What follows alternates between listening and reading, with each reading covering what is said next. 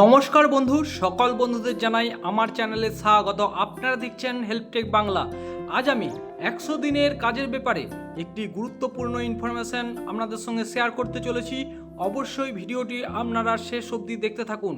আর যারা আমার চ্যানেলে নতুন তাদেরকে বলবো চ্যানেলটিকে সাবস্ক্রাইব করে সঙ্গে থাকবেন।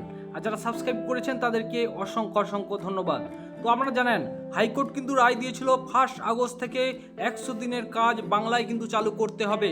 কারণ প্রত্যেকটি স্টেটে কিন্তু কাজ চলছে, শুধুমাত্র বাংলার জন্য 3 বছর হয়ে গেল 100 দিনের কাজ পুরোপুরি কেন্দ্র বন্ধ করে রেখেছে। তো 100 দিনের কাজ নিয়ে বিরাট তরজার রাজ্য ও কেন্দ্রের। কবে কাটবে জট? তৃণমূলের প্রশ্নের জবাবে যা জানালো কেন্দ্র।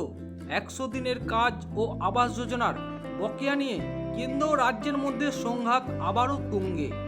এই দুই প্রকল্পের জন্য চলতি অর্থবর্ষে এখনো পর্যন্ত কোনো বরাদ্দ মুক্তি পায়নি। তৃণমূলের সাংসদ রচনা বন্দ্যোপাধ্যায়ের প্রশ্নের জবাবে কেন্দ্রীয় অর্থমন্ত্রক এই তথ্য নিশ্চিত করেছে। কেন্দ্রের তরফে জানানো হয়েছে, রাজ্যের তরফে নেয়া বিভিন্ন পদক্ষেপের উপর গ্রামীণ উন্নয়নের মন্ত্রকের জাতীয় পর্যায়ের মনিটরিং টিম এখনও সন্তুষ্ট নয়।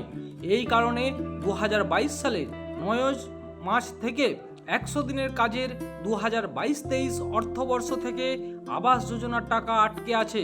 অর্থমন্ত্রকের এই প্রতিমন্ত্রী পঙ্কজ চৌধুরী এ বিষয়ে বিস্তারিত জানিয়েছেন।